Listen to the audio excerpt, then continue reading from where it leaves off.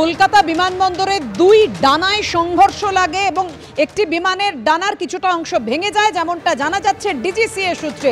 ঠিক কিভাবে ঘটলো এই দুর্ঘটনা, কথা বলবো। আমাদের সঙ্গে রয়েছেন আমাদের প্রতিনিধি ব্রতদীপ ভট্টাচার্য। ব্রতদীপ, কিভাবে ঘটলো দুর্ঘটনা? দেখো, আজকে সকালে এই চাঞ্চল্যকর ঘটনাটি ঘটেছে।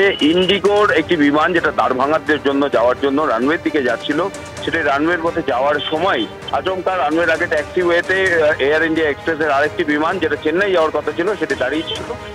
এই সময় ইন্ডিগোর বিমানটি যাওয়ার সময় দুই বিমানের ডানায় সংঘর্ষ হয় এবং তার ফলে এয়ার ইন্ডিয়া এক্সপ্রেসের বিমানের ডানা সেটার একটি অংশ ভেঙে যায় এবং ইন্ডিগের যে বিমানটি তার ডানাও ক্ষতিগ্রস্ত হয়েছে। স্বাভাবিকভাবেই দুটি যে বিমান ছিল তার প্যাসেঞ্জারদের নামিয়ে দেওয়া হয় এবং ক্ষতিগ্রস্ত বিমান এখন হচ্ছে কলকাতা বিমানবন্দরে কার গাফিলতিতে, অর্থাৎ পাইলটের কোনো গাফিলতি ছিল কিনা সে বিষয়টি খতিয়ে দেখা হচ্ছে এবং গোটা ঘটনার রিপোর্ট ডিজিসিএ-কে পাঠানো হয়েছে এবং ডিজিসিএ এর আধিকারিকরা গোটা বিষয়টি তদন্ত করে দেখবেন যে কার গাফিলতির জন্য এই ঘটনা ঘটলো। পাপিয়া, ধন্যবাদ ব্রতদীপ।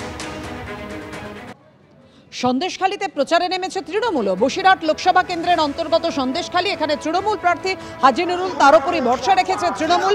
আজকে থেকে প্রচার আপনারা দেখতে পাচ্ছেন সন্দেশখালীতে তৃণমূলের প্রচারের ছবি। সন্দেশখালীর মানুষ শাসক দলের সঙ্গেই আছে, এমনটাই দাবি তৃণমূল বিধায়ক সুকুমার মাহাতো।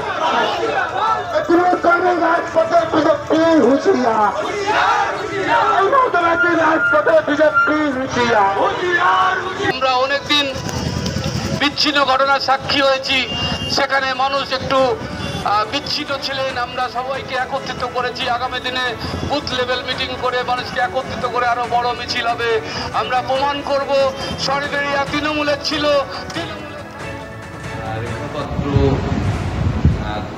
তাকে নিয়ে বিজেপির মধ্যে গোষ্ঠীদ্বন্দ্ব, প্রার্থী মানছে না। ঠিক সেই সময় আমরা সর্বে অঞ্চলের মানুষকে নিয়ে জনজোয়ার দেখিয়েছি। প্রায় 3000-4000 মানুষ ছিল, যারা আজকে সকাল 9টায় তারা মিছিলে উপস্থিত হয়েছিল এবং তারা মনে করে সন্দেশখালী তৃণমূলের ছিল, তৃণমূলের থাকবে এবং ইতিমধ্যে যে কারণে মানুষের উৎসাহ থেকে বোঝা গেল সর্বে অঞ্চলও তৃণমূল দখল করবে এবং বিপুল ভোটে আমাদের প্রার্থী হাজি নুরুল জিতবে। লোকসভা নির্বাচনের মুখেই নারদ কাণ্ডে ফের তৎপর সিবিআই। ম্যাথু স্যামুয়েলকে তলব করলো সিবিআই একেবারে লোকসভা নির্বাচনের ঠিক আগে। 4 এপ্রিল ম্যাথু স্যামুয়েলকে তলব করেছে, ডেকে পাঠিয়েছে সিবিআই। এমন কিছু তথ্য তাদের হাতে এসেছে, নারদ কাণ্ডে নতুন কিছু তথ্য, যে কারণে সিবিআই ডেকে পাঠিয়েছে এমনই খবর পাওয়া যাচ্ছে সিবিআই সূত্রে। সেই সমস্ত নতুন তথ্যের ভিত্তিতেই ম্যাথু স্যামুয়েলকে জিজ্ঞাসাবাদ করতে চায় সিবিআই। খবর সূত্রে, তদন্তের ফলাফলে আমি সম্পূর্ণ হতাশ, শুধুমাত্র রাজনৈতিক নাটকের জন্য নির্বাচনের সময় তলব করা হয়েছে। এর আগেও তলব করেছিল কেন্দ্রীয় এজেন্সি। বিমানের টিকিট ও থাকার ব্যবস্থার দাবি জানিয়ে আগেও মেল করেছিলাম সিবিআইকে, কিন্তু কোনো সাড়া মেলেনি। দাবি ম্যাথু স্যামুয়েলকে, অর্থাৎ ভোটের মুখেই নারদ কাণ্ডে ফের তৎপর হলো সিবিআই। প্রাক্তন নারদ কর্তা ম্যাথু স্যামুয়েলকে তলব করলো সিবিআই 4 এপ্রিল।